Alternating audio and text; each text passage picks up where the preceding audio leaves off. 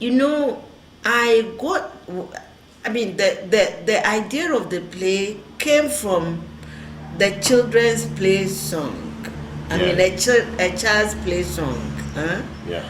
And this whole idea of somebody not knowing whether to go left or right, the whole dilemma thing.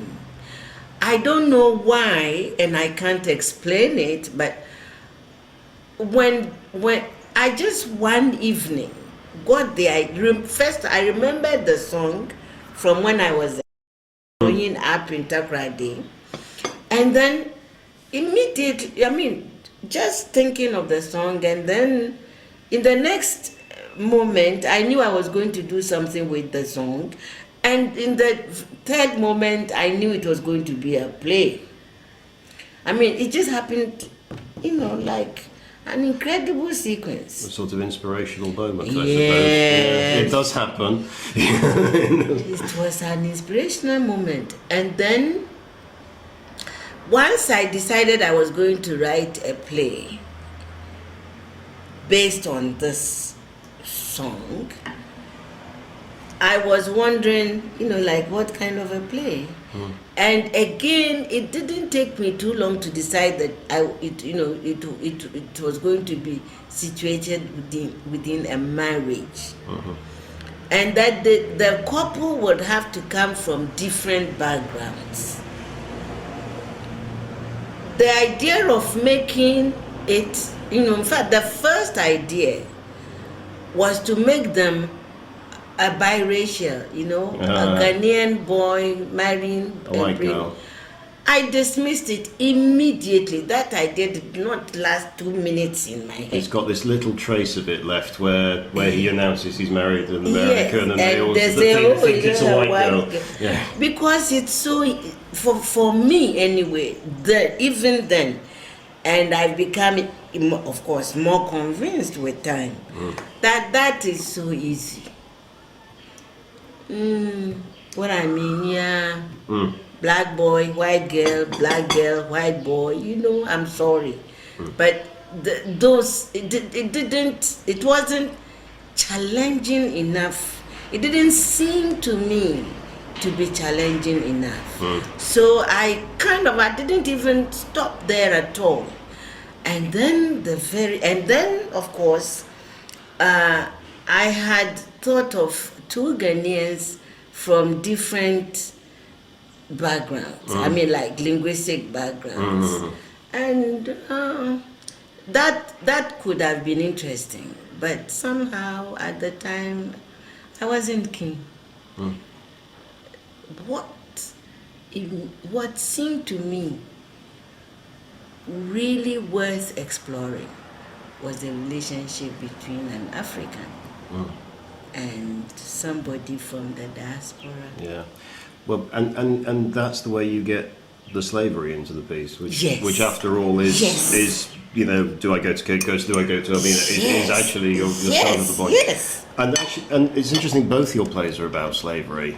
And this is obviously a very, very important, in your whole reason for writing, is that you want to write about that ghost, because I suppose the ghost is the slave, isn't it? In fact, I only realized later, much later, by reading critics, all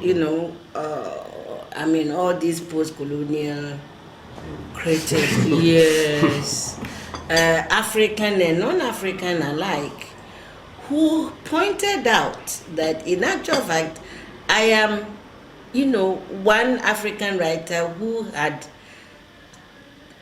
kind of concentrated on this issue. And not many do. Not many do. Not many do. And as usual, my response is, me, fools rushing where angels fear to. What I'm saying is, these are very sensitive issues. The whole, and of course, when I tell people, they think I'm just trying to be funny, but I'm not. When I say that, to a certain extent, I'm very glad that I wrote the dilemma when I wrote the dilemma, because I'm not so sure that now or later I would have had the courage. Right, to it took a write 22-year-old with that. Yeah. What Like it I'm took saying over the world energy. because the entire field is mined. I mean, the whole relationship between Africans and the children of the African exile. You know, is I mean, people, and I think in a way it's a pity, because until we deal with it, you know, we'll just let ourselves be haunted on both sides of the Atlantic, you know. Sorry, be wanted or be haunted? Haunted, yes. By the ghost. Yeah, by the ghost, their ghost, our ghosts, you know. And in the end, it's a shared history, and if we don't deal with it, then we don't have a way of moving forward. Exactly. You see, I mean, for me, the way forward is being really open, honest about the whole thing. How it's going to be done, and it has started, however haltingly, but it has to be done. We can't pretend it didn't happen. And then, you know, like, because we are not working actively on it as an issue for black people, it becomes a blame game, you know, like, your people sold our people, and then, you know, the Africans saying something like, I mean, it wasn't us who sold you know, I mean, it's sad. Yes, and it doesn't move it forward. It doesn't. Whereas, if we actually take on board the fact that we still live in a world which was created by slavery and continues to be created through slavery, then perhaps we tackle it. Yes. Because then we look at the real issues which exist now to do with inequality and human trafficking. You know, which the whole lot. So that's where the dilemma came from the fact that people were here from the African exile, the global Africa, the fact that I thought that this presented quite a challenge. So I can think of those two. I know there's a third, but that will have to come in time.